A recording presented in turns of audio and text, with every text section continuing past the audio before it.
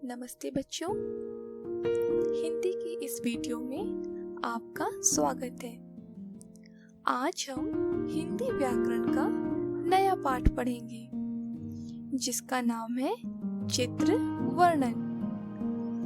चित्र वर्णन का क्या अर्थ होता है? चित्र वर्णन का अर्थ है किसी भी चित्र को देखकर मन में जो भी भाव या बातें आती हैं उनको लिखना। आइए चित्र वर्णन को उसकी सटीक परिभाषा से समझने का प्रयास करते हैं। चित्र वर्णन की परिभाषा: किसी भी चित्र को देखकर जो भाव या विचार मन में आते हैं उनको उसी रूप में लिखना चित्र वर्णन कहलाता है। बच्चों, मैं चित्र वर्णन की परिभाषा को एक बार फिर से दोहरा देती हूँ।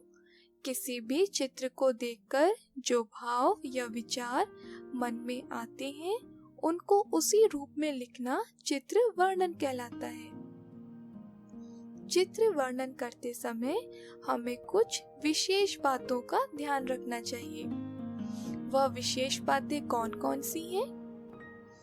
पहले, चित्र को ध्यान पूर्वक देखें। जब भी हमें कोई चित्र दिखाया जाए तो हमें उस चित्र को बहुत ही ध्यान से देखना है। चित्र वर्णन करते समय आपके सभी वाक्य चित्र से संबंधित होने चाहिए। बच्चों, जब भी आप चित्र को देखकर उसके बारे में वाक्य बनाएं तो वह वाक्य आपके केवल चित्र से ही संबंधित होने चाहिए। चित्र में जितनी भी चीजें दिख रही हो सभी का वर्णन करना चाहिए। मतलब चित्र में हमें जितनी भी वस्तुएं या चीजें दिखाई देंगे हम उन सभी के बारे में लिखेंगे। जब भी आप वाक्य बनाएं तो यह ध्यान रखना चाहिए कि आप केवल वर्तमान समय के ही वाक्य बनाएं। चित्र को देखकर जब आप वाक्य बनाना शुरू करेंगे तो आपको यह ध्यान रखना है कि आपके वाक्य केवल वर्तमान समय के ही हों।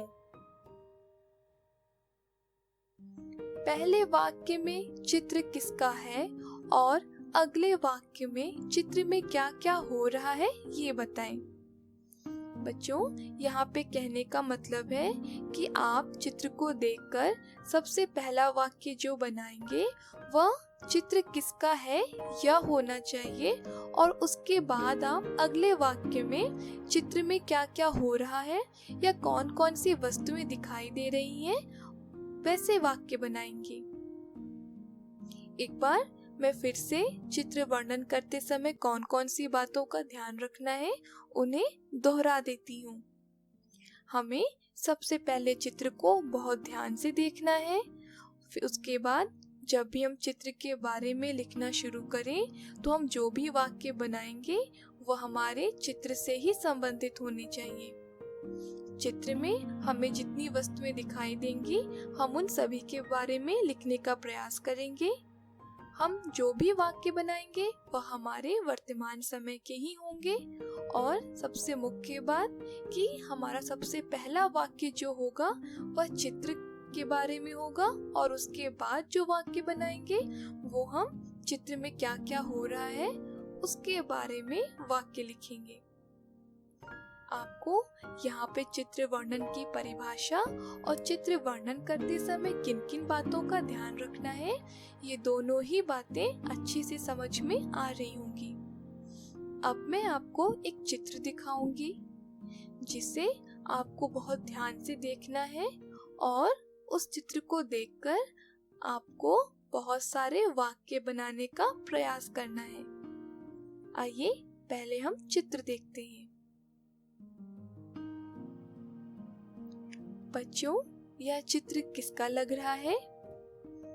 यह चित्र एक बगीचे का है जिसमें कुछ बच्चे दिखाई दे रहे हैं और यह बच्चे अलग अलग क्रियाएं कर रहे हैं। जैसे कोई पढ़ रहा है, कुछ बच्चे खेल रहे हैं, एक बालक पेड़ पर चढ़ के दूरबीन से देख रहा है, एक बालिका झूला झूल रही है और एक बालिका चित्र बना रही है। इस बगीचे में 2 हरे भरे पेड़ भी हैं। आइए अब इन चित्रों को ध्यान में रखकर इसके बारे में एक सटीक सा वाक्य बनाने का प्रयास करते हैं। बच्चों, यहाँ पर हमें वाक्य बनाते समय उन विशेष बातों का ध्यान रखना है जो हमने इस वीडियो में सीखी हैं। वो बातें कौन कौन सी थी कि सबसे पहले हमें चित्र को देखना है, हमें जो वाक्य बनाने हैं वह चित्र के बारे में ही होने चाहिए, हमारे वाक्य वर्तमान समय के बनेंगे, चित्र में जितनी वस्तुएं दिखाई दे रही हैं हम उन सब के बारे में लिखने का प्रयास करेंगे, और सबसे मुख्य बात कि सबसे पहला वाक्य हमारा जो होगा वह चित्र किसका है इसके बारे में होगा। तो चलिए इस चित्र का वर्णन करते हैं। तो हमारा सबसे पहला वाक्य है, यह चित्र एक बगीचे का है। इस बगीचे में 6 बच्चे दिखाई दे रहे हैं। इस चित्र में एक बालक पढ़ रहा है और एक बालिका चित्र बना रही है। 2 बालक गेंद से खेल रहे हैं। इस चित्र में एक बालिका झूला झूल रही है और एक बालक पेड़ पर बैठकर दूरबीन से देख रहा है। यह चित्र बहुत सुंदर है। बच्चों, इस चित्र वर्णन करते समय मैंने सबसे अंतिम पंक्ति में अपने व्यक्तिगत भाव लिखे हैं। जैसे मुझे यह चित्र बहुत सुंदर लग रहा था, इसलिए मेरा सबसे अंतिम वाक्य बना है, यह चित्र बहुत सुंदर है। आप भी चाहो तो आप अपने चित्र वर्णन में सबसे अंतिम पंक्ति में ऐसे वाक्य लिख सकते हैं। यहाँ पर मैंने आपको इन 6 पंक्तियों के माध्यम से चित्र वर्णन को समझाने का प्रयास किया है। आप इन 6 पंक्तियों के अलावा भी अन्य पंक्तियां लिख सकते हैं। बच्चों, जब तक हम चित्र वर्णन का अभ्यास बार बार नहीं करेंगे तब तक हमें चित्र वर्णन अच्छे से समझ में नहीं आएगा, क्योंकि चित्र वर्णन एक कला है जिसे अभ्यास के माध्यम से ही बेहतर बनाया जा सकता है। इसलिए इसका अभ्यास बार बार करते रहना चाहिए।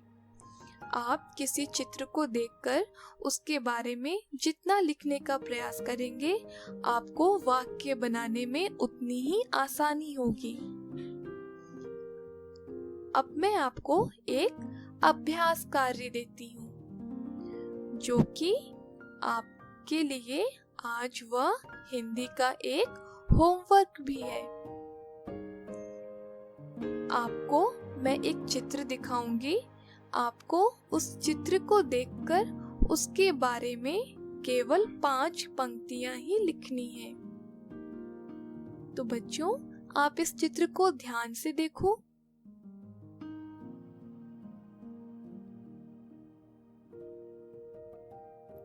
आपको इस चित्र को बहुत ध्यान से देखना है और चित्र का वर्णन करते समय या चित्र के बारे में लिखते समय आपको उन विशेष बिंदुओं का बहुत ध्यान रखना है जो मैंने आपको इस वीडियो में बताई हैं। आशा करती हूँ आपको हिंदी व्याकरण का यह पाठ बहुत अच्छा लगा होगा और समझ में भी आया होगा। आज के लिए सिर्फ इतना ही।